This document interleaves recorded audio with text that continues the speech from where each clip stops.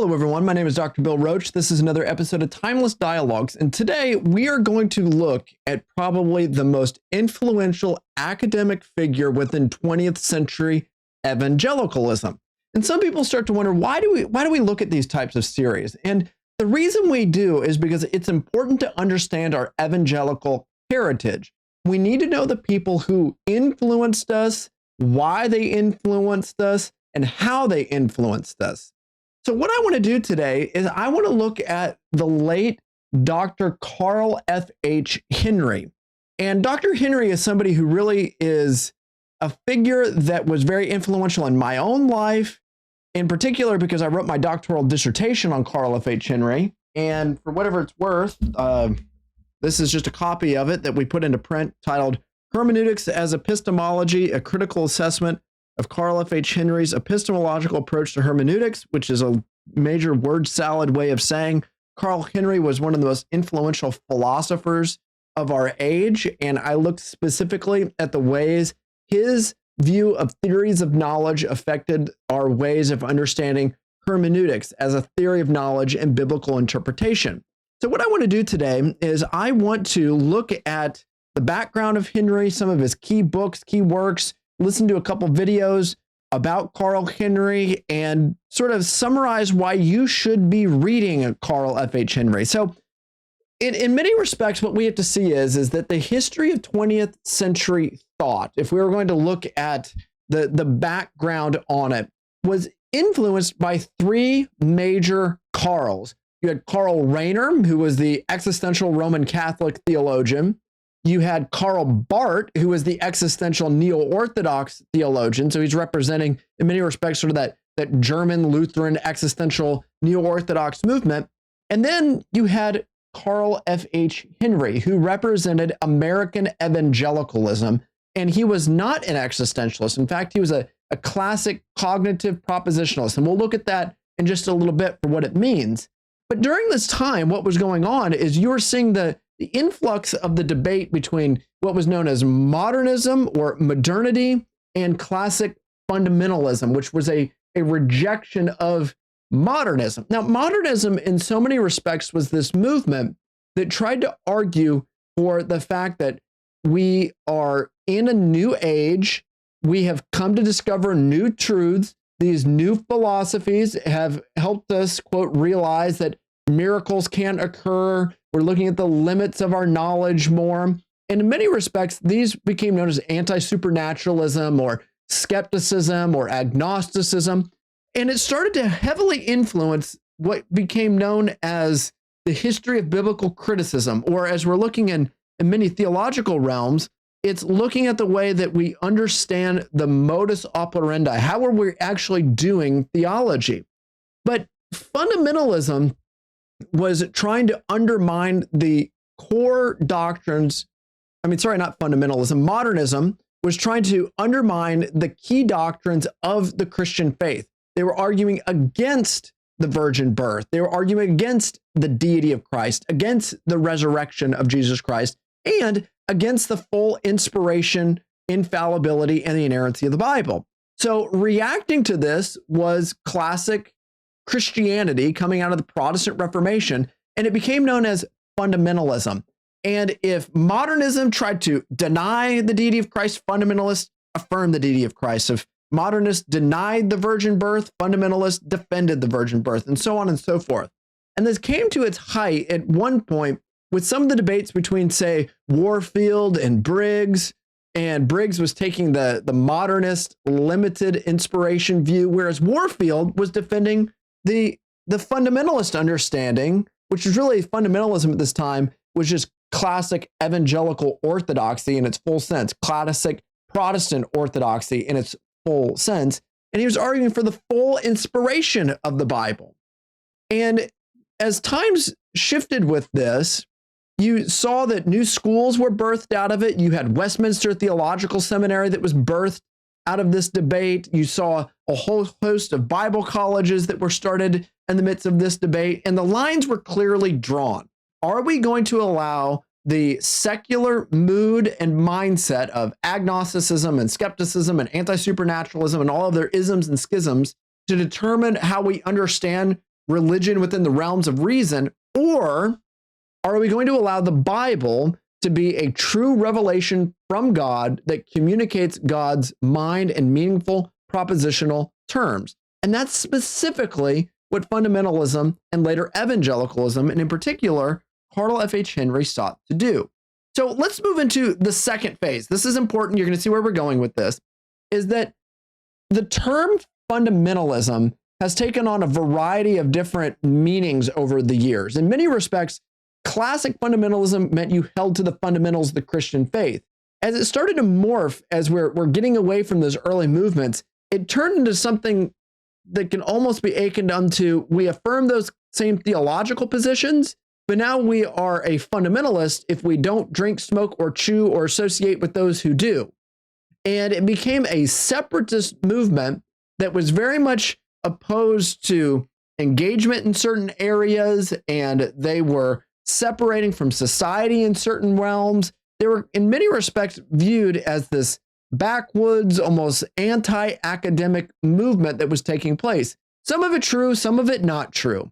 But what was happening is that in spite of this, you saw the rise of these people committed to the fundamentals of the Christian faith, but not the mood of classic fundamentalism.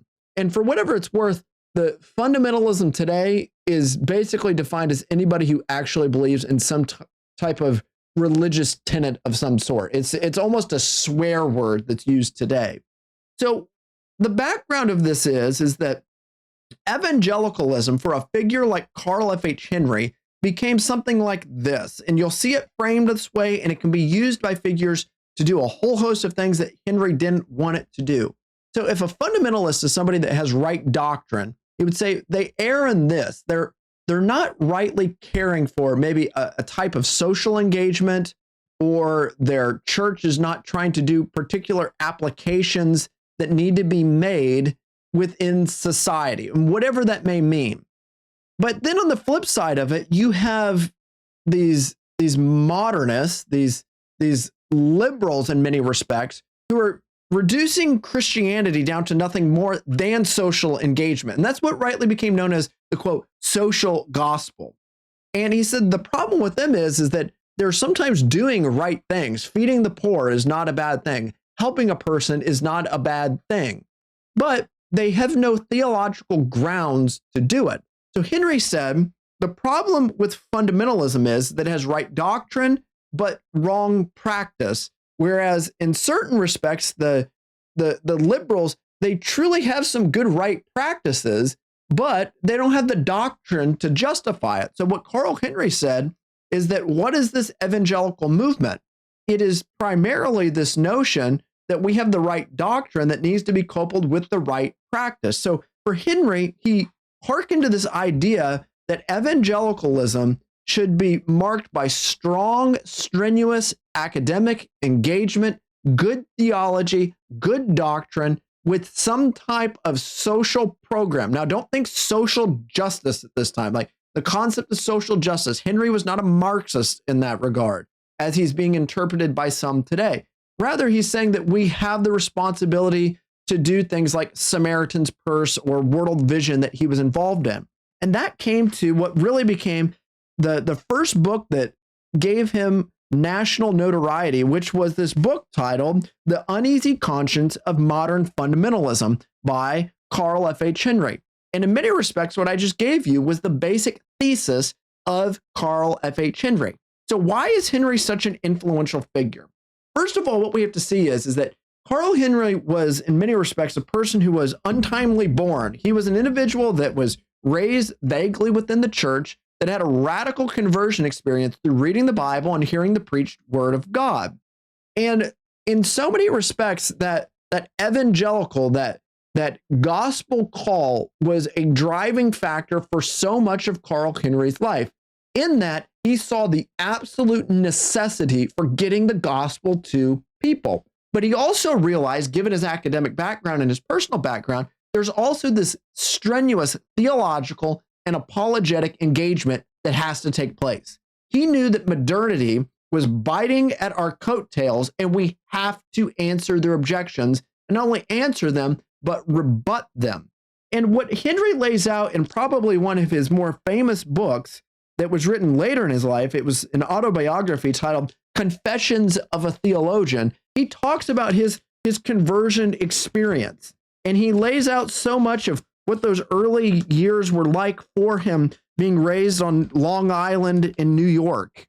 And interestingly enough is that Henry then left Long Island and he goes and he trains at Wheaton College, and there he's imbibed with some of the greatest minds within evangelicalism. He studied under the great Gordon Clark, and he rubbed shoulders with the late Billy Graham. And in many respects, it was during this time Carl Henry saw the vision for evangelical engagement, both theologically and with the great streams of evangelical sort of evangelistic motives in that regard. And that never left Carl Henry. Now, pause. During the midst of all of this, God was equipping Carl Henry with the ability to take up the pen and to write. And a lot of his training came early on in his life. He wrote these small little newspapers, and he was a little editor for various columns that needed to take place. And God used this because eventually he became a writer, and he was a newspaperman at Wheaton and in other venues where Henry learned the power of the press. And the reason that this became important is because Henry became not only this great theological mind, he became a man who could take the power of the pen and the power of the press and wield it for evangelical causes. And in that regard, Carl H. Henry not only penned some of the finest books, but later on, he became the editor of Christianity Today. He was their first editor. Billy Graham and Carl Henry came together because they wanted to give a response to what was really known as the Christian century, which was the liberal version of this whole theological movement that was out there. And they wanted to give a strong academic theological voice to address issues. Now, some people might be wondering, well, Christianity Today, I mean, my goodness. I mean, you pick up Christianity Today, and it is by no means like an orthodox, faithful magazine. I mean, you've got some people that are good, but by and large, Christianity Today represents Christianity today, namely this almost progressive movement that's taking place. And Carl Henry was not like that. Henry was a person who was faithfully orthodox and saw the medium of the press in that regard as a way to disciple the minds of people within our churches. And that's exactly what it became. Now, as time goes on, Carl Henry left Wheaton, and Carl Henry got two different doctorates. He got one at Northern Baptist Theological Seminary, and he got another one at Boston University. He got degrees in theology and in philosophy. And the reason this is important is because, one, Carl Henry was a confessional Baptist in that regard. He was a person who was committed to Baptist distinctives, and in many respects, he was an ordained, not in many, in actual respects, he was an ordained Baptist theologian, but also he was a trained philosopher. And this led him to dealing with those the height of those very lofty philosophical ideals that people have to engage with. Now, in order to keep this going here, I want to just deal with a couple other things. There's a lot more. You can look at this here. Is that Carl F. Henry was known as, in many respects, being the dean of American evangelicalism. He was on the founding faculty of Fuller Theological Seminary. And at that time, Fuller Theological Seminary was a robust theological institution that sought to have in its founding documents great convictions to evangelical orthodoxy, meaning they were committed to not only the fundamentals of the Christian faith, but the inspiration, infallibility, and the inerrancy of the Bible. Now, as people know, that waned. We've talked about that in other videos. Henry and others ended up leaving Fuller due to theological reasons. And Henry ended up going to Trinity Evangelical Divinity School. There he taught for a number of years. And eventually he ends up leaving Trinity, and he ends up working for World Vision and working for many of the things on world evangelism for the remainder of his life. But the point that I want you to see is this, is that Carl Henry, in many ways, was the indispensable evangelical theologian. When we needed a person who had the power of the pen and to write, Henry was there. When we needed somebody who was dealing with large world-scale publications and print, Henry was there. When we needed somebody to be there to represent evangelicalism before some of the greatest theological minds in the world, Henry was there. And I want to give you just a couple of examples of this.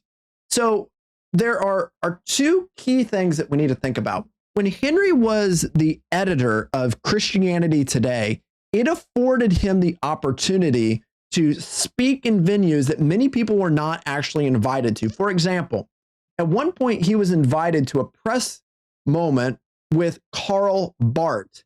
And as many of you know, Karl Barth was not favorable of a lot of things of evangelicalism. He was a neo-Orthodox theologian.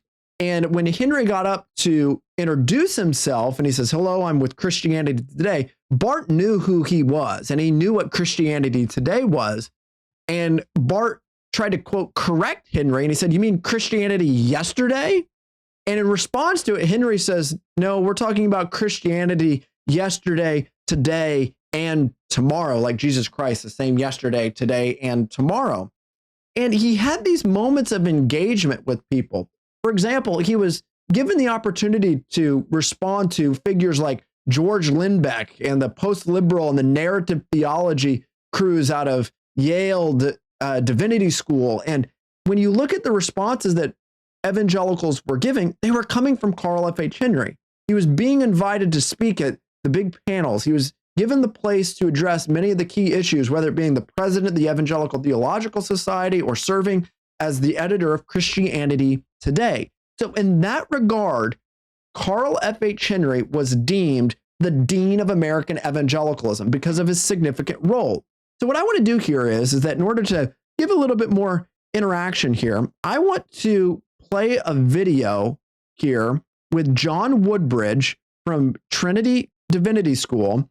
And in this, it's with him and Kenneth Conser. And I want you to listen to the introduction. We'll talk about that. And then what I want to do is look a little bit at Henry and what he's going to say about evangelicalism. Two deans of American evangelicalism, Dr. Kenneth S. Conser and Dr. Carl F.H. Henry. In our first session, Dr. Conser gave us his thoughtful definition of what evangelicalism is. Moreover, he provided us with his perceptions of important turning points in the story of evangelicalism. In this session, Dr. Carl F.H. Henry will also tell the story of American evangelicalism from the perspective of his very knowledgeable insider position. In future sessions, Dr. Donald A. Carson will engage Dr. Conser and Dr. Henry in what promises to be a lively question and answer exchange regarding evangelicalism's past, present, and future. Our second speaker then is Dr. Carl F.H. Henry. Dr. Henry received two doctorates, one from Northern Baptist Theological Seminary and the other from Boston University. He taught at Northern Baptist Theological Seminary and at Fuller Theological Seminary before becoming editor of Christianity Today. Like Dr. Conser, Dr. Henry is a person to whom both the secular and Christian media turn when they want to have an evangelical perspective on the news. A former newspaper man himself, Dr. Henry is indeed a very quotable person. Dr. Henry is presently a representative of Prison Fellowship Ministries founded by Chuck Colson. Let us also give a warm welcome to Dr. Carl F.H. Henry.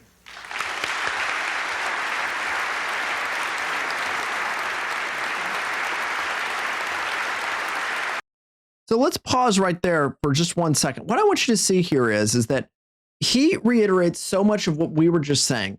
Carl Henry was this key influential figure in so many different venues. Now, what I want to do here is I want to pull this video back up and I want you to just listen to Carl Henry. He's an old man at this point, but his influence has not waned. People still have great respect for him.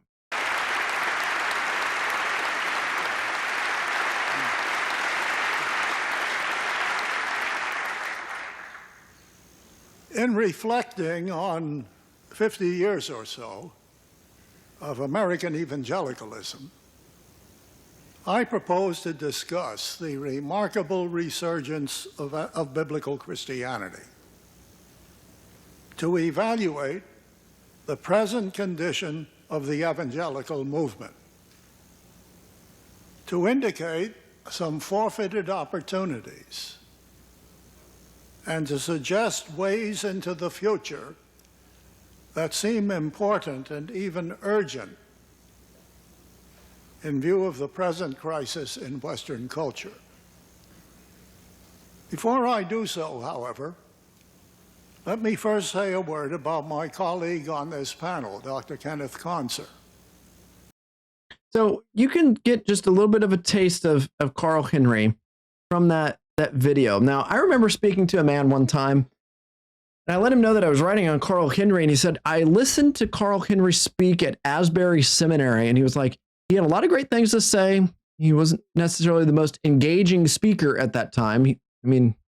Sometimes he is, sometimes he isn't. Just got to be a little honest with that. But what I want you to see here is that Carl Henry was, again, recognized as this renowned theologian. So what I want to do is I want to talk about a few of his books here that I think are of great importance. And I want to look a little bit at, like we said, this book, The Uneasy Conscience of Modern Fundamentalism. This was probably the first book that put Henry on the map. And the reason was because there was this great debate that was going on what should evangelicals do with some of these big social ills that are taking place. Now, I want to deal with that a little later because I think that's being represented. Some figures like Russell Moore have been using Carl Henry's book here to justify all of his woke social justice stuff. And there's no good reason to do so. In fact, now is actually just as good a time of any to listen to the ways that he's doing this. So I want to switch over here to this article here by the Gospel Coalition. And in many respects, he believes, he being Moore, that he was influenced by the vision of Carl Henry. And I don't want to say that he wasn't, but I think he's departed from Carl Henry.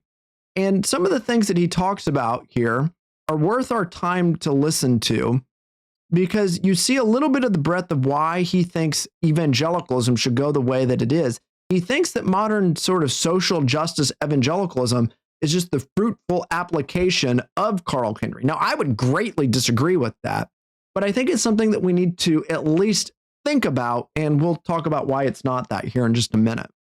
I wish every Christian would read a little book from 1947 by Carl F.H. Henry called The Uneasy Conscience of Modern Fundamentalism. And the reason for this is because this little book, Carl Henry is addressing a problem that he saw going on in evangelical Christians, in the evangelical Christian churches of his day, and it's still a problem now, I think. And that is, you have two sorts of temptations and pulls that we have. One of them is to say, well, we're just going to preach the gospel.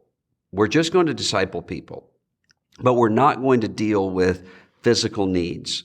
We're not going to speak to the emotional burdens that people bear. We're not going to speak to the social questions around us and the cultural systems around us. And so we isolate and we reduce the message of God. You notice how he's talking about cultural systems?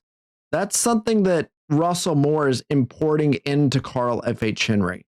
When Henry is talking about systems, he's not talking about things like systemic racism or anything along those lines. The counsel of God down, really small. On the other hand, you have this tendency to speak very comprehensively, either to social and political issues, or to personal and psychological issues, or to care for people in terms of their physical needs, but not to have that on the foundation of personal regeneration and personal appropriation of the gospel of Jesus Christ. And what Henry taught, and I think is completely relevant to us today, is that if we're following Jesus, then we're preaching the gospel that Jesus preached, and we're acting the way that Jesus acted. So if we love our neighbor as ourselves, as Henry said, then how do we love ourselves? We love ourselves in terms of spiritual health. We love ourselves in terms of mental health. We love ourselves in terms of physical health, feeding our body and keeping our body maintained. We love our neighbor by loving our neighbor comprehensively and holistically, and recognizing that there's an idol over here that says just get the gospel small enough that you can remain in idolatry in these other areas of your life. Or we can fall into the idolatry of a gospel so big that it's addressing everything but not addressing Christ and Him crucified. Either of those two directions will lead us to an evangelical Christian witness that really isn't evangelical at all. So let's continue to look at his article here. So he notices several issues here, but what I want to point out in this article is this idea of searing mind and conscience. He goes on to say, if only the issues Henry raised in this book were in the past. Many called Henry, who was well to the right on virtually every theological, political, and ideological spectrum, a Marxist who dabbled with a social gospel, though he was perhaps the most theologically detailed critic of the social gospel, said such should not be surprising. Those same forces labeled Christian abolitionists as Unitarians and liberals because they agreed with the Bible that kidnapping human beings and forcing them into chattel slavery, violence, and rape was evil. Today, those who suggest that the coming judgment applies to matters of injustice, such as white supremacy, will be called liberals or cultural Marxists again. It will be suggested that they're influenced by postmodern critical theory rather than what they're actually referencing. Namely, he'll say the text of example from Ephesians 3 and Revelation 5. Now, here's the reality. We do not need to prove the fact that Russell Moore is a critical theorist. I mean, he's out there right now talking about the Enneagram and social justice and all these issues related to systemic racism, and there's been endless amounts of resources out there. But Carl Henry was not favorable to them. One, Carl F.H. Henry doesn't believe in just perspectival truth concepts. Henry believes in the notion of objectivity. Henry did not believe in the theses coming from Heidegger and Gadamer and Wittgenstein on the concepts of the relativism of the cognitive aspects of revelation, nor the relativism of the propositional aspects of revelation. Carl F.H. Henry was not a critical theorist in that he doesn't believe in the concept of standpoint epistemology. The sheer fact that we're all made in the image of God gives us the same faculties regardless of race in that regard. And because revelation transcends all of the cultural barriers, you have one unified content of revealed revelation that can be given to all people at all times, in all places, and all people made in the image of God can grasp and understand that revelation.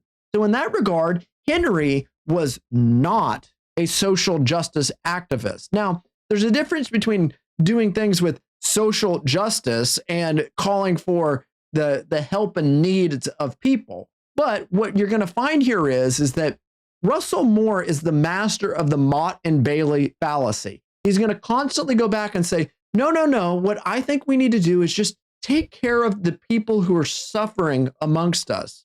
And then when he's given the opportunity at like the MLK 50 conference that they had, he's going to come out full orbed with his Bailey, where he's going to bomb every single person with his social justice activism. Now, there's a few other things that we can look at with this, is that let's look at some of the ways that Carl Henry actually talked about Marxism and the ways that these things might differ from some of the issues that good old Russell Moore is saying. So notice this. The Marxist movement envisions the new man as intolerant of the status quo, hateful of the capitalist system, devoted whole soul to political economic revolution, disdainful of belief in the supernatural as a hurtful myth, and committed to dialectical materialism and state absolutism as the keys to future utopia. Not just Marxism, that's what critical theory and social justice is doing. It's a dialectical movement with this racial state absolutism in which these are the keys to their future racial and gender and all of their economic utopia. Henry critiqued this in numerous realms. He goes on to say in another area, the basic problem of modern society as secular revolutionaries see it is that of economic inequality. So he's arguing there that they're saying that that was the primary issue from the secular man. However, he goes on to say the heart of their gospel is that Christ died for the redistribution of wealth, and that these infinite material resources are now to be universally resurrected by secular ecumenicism. Now, notice this. He's saying this is the problem with modern society outside of the church. The issue now is that the social justice movement is inside of the church, and Henry would be readily critiquing it. He goes on to say several things here. He goes on to say the evangelical movement is woefully confused on free enterprise issues. While it staunchly opposes communism as ideology of totalitarian atheism and status redistriction on human rights, especially religious freedom, it is ambivalent about Marxist economic analysis. Neither evangelical colleges nor seminaries prepare a logic-wary young people for clear distinctions. You seem aware that socialism is demonstrably a miserable failure in country after country where it has been tried, while third-way capitalistic countries like Korea and Taiwan have experienced economic revival. He was wholly against socialistic redistribution according to Marxist lines. People could go on and on and on. He goes on to say things like this. Many evangelical schools failed to vindicate the values of capitalism and also failed to criticize maybe its sins. Thus, they created an undeserved sympathy for socialism, which consequently appeared benevolent. Many victims of socialism today would like to escape to capitalist countries. He goes on to say some Christian churchmen early in this century fell over each other in their rush to declare Jesus was a socialist. Some naively repeat that error today. My point is that Carl Henry would argue socialism has failed. He would say evangelical Christians often speak of Christianity as a revolutionary religion and as a Nazarene as a revolutionary Jesus. And this is what he critiques here. He says these things, this ecumenical revolutionary religion, is not what God has taught. Unfortunately, we could go on and several things could be said, but when Russell Moore is trying to argue that Carl F.H. Henry was the precursor of the social justice movement, he's just flat out wrong. And, I can show this and works in my doctoral dissertation, about a half a dozen articles that I've written on Carl Henry. If they really want to get into the original sources on Carl Henry, I would love to do so. I would actually say that they are, in many respects, misrepresenting Henry and taking Henry in a direction that he does not want to go. So, with that said, changing to our next topic, because there's just a few things here. Stick with me here. I know this one's a little different here. I want to switch to two other things with Carl Henry. First of all, I want us to look at what became his magnum opus, and this is just volume 1 of Carl F.H. Henry's book series titled God, Revelation, and Authority. And what he looks at in these different volumes is this idea that God has revealed himself, and what is this concept of revelation? Now, classic liberal theology taught that there is no cognitive aspects of revelation. The barriers of which humanity can think cannot traverse to the levels of revelation and the nature of God and those types of ideas. And because we can't rightly think about them, we can't put them into meaningful propositional terms. So they could be recognized as non-cognitive and non-propositional. Whereas evangelicals would argue that we can have cognitive understanding of God via revelation, and that God can reveal himself in meaningful propositional terms. Namely, we are a cognitive propositional theory. And the reason is that there's real truth content that can be put into real propositional terms, and we can do things such as systematic theology and the like. So what I want you to see here is that you see the contrast between non-cognitive, non-propositional, which is liberalism, and cognitive propositionalism, which is classic Protestant and evangelical orthodoxy. In fact, you can even argue that was the view taught by Augustine and Aquinas and Calvin and Luther and the Puritans and so on and so forth. But what do we do with those who are in between, who are some version of a modified cognitive or a modified propositional? And what they're doing is they're coming up with this gray, fuzzy middle ground in which either we don't have knowledge that exists, or we can't have a sure footing to our knowledge, or we can't put whatever that knowledge claim may be into a meaningful propositional term. So what could make knowledge fuzzy in that sense? Well, obviously agnosticism and skepticism would make a sure defeater of any type of cognitive knowledge in that sense.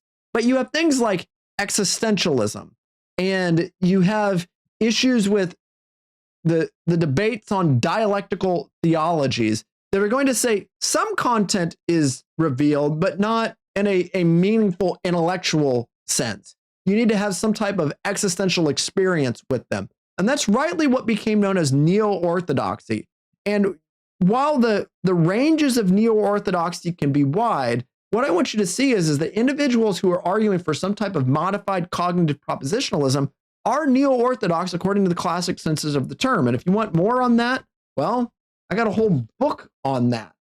And what I want you to see here is that Carl Henry was trying to deal with all of these strenuous metaphysical, epistemological, and linguistic issues in volume 1 of God, Revelation, and Authority. And then in the remaining volumes, Henry was dealing with all of the issues constraining this notion of revelation. So here are some of his 15 theses that he gives us in the outworking of this book. He says this: revelation is a divinely initiated activity, God's free communication by which he alone turns his personal privacy into a deliberate disclosure of his reality. So notice, revelation is not something that starts with humanity. It's not something that starts with you. It's not something that starts with the collection of people. Revelation is a divinely initiated activity.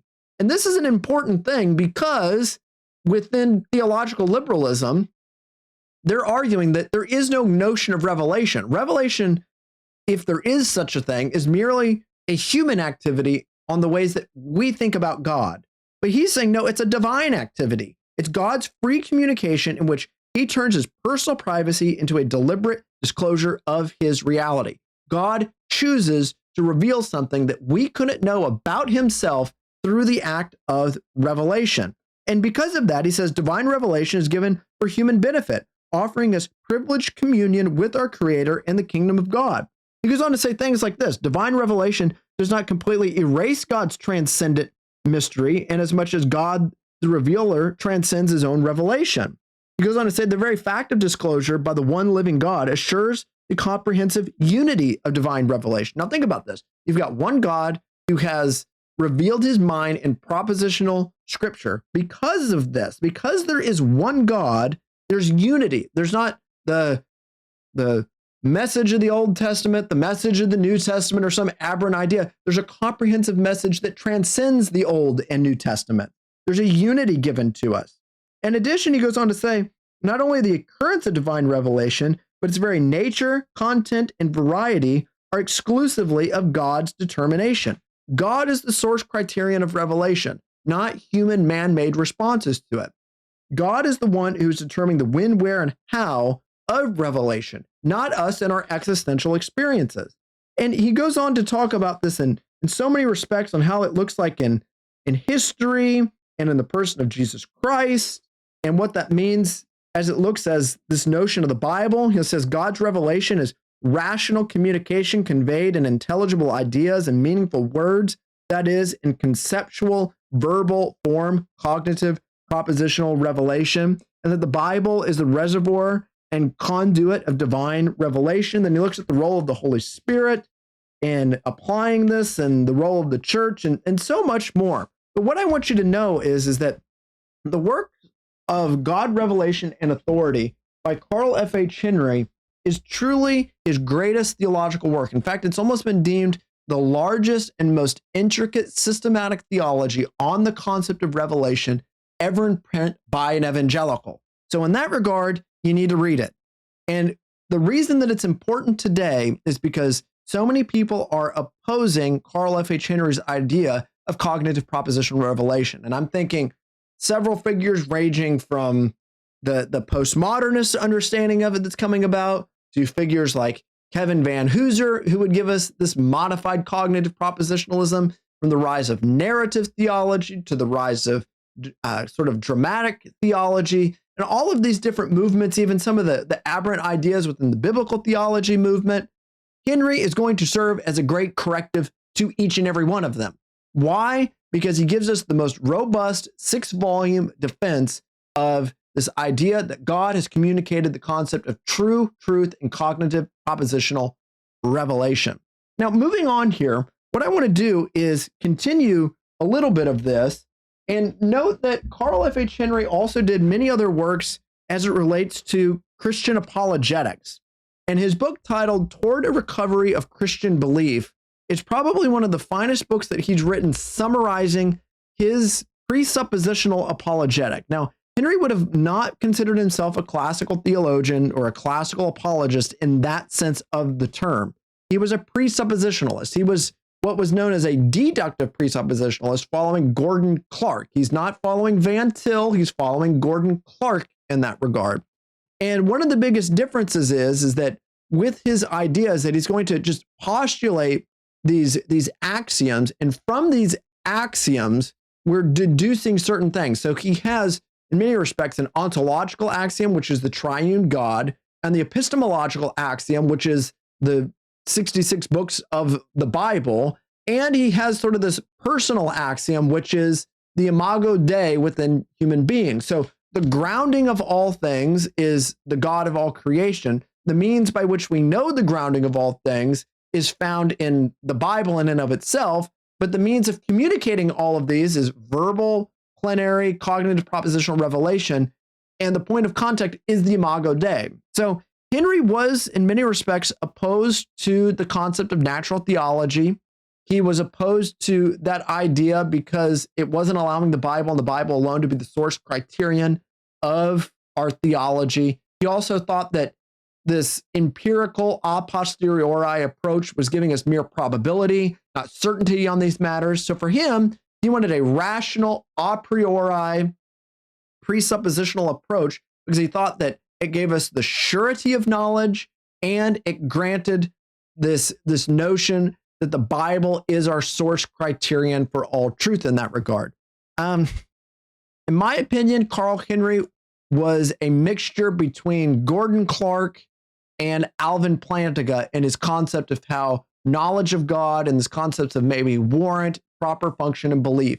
And there was a really good dissertation put out by a man named Justin Carswell arguing that exact same case. I think he actually proved it in many respects. So in order to wrap this up here a little bit, I want to talk about just a couple things. One of the best books that you can get that brings together some of Henry's different articles is God of This Age or God of the Ages.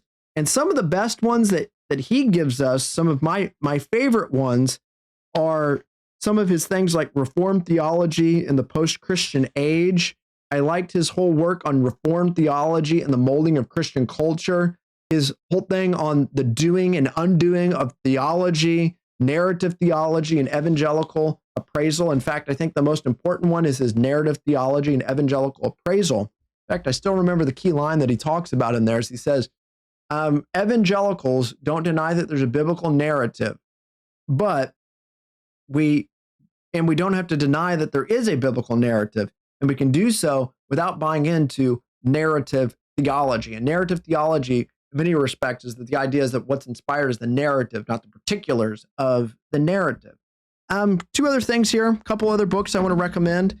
Carl Henry, theologian, all seasons, G. Wright Doyle, great intro on Henry. A good book here, Recovering Classic Evangelicalism by Gregory Allen Thornberry. I don't really know what Thornberry's up to these days.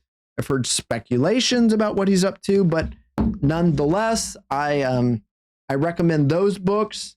Finally, with no further ado, I recommend my book on Carl Henry, Hermeneutics as Epistemology. So here's how I want to finish this out. You need to read Carl F.H. Henry for these reasons.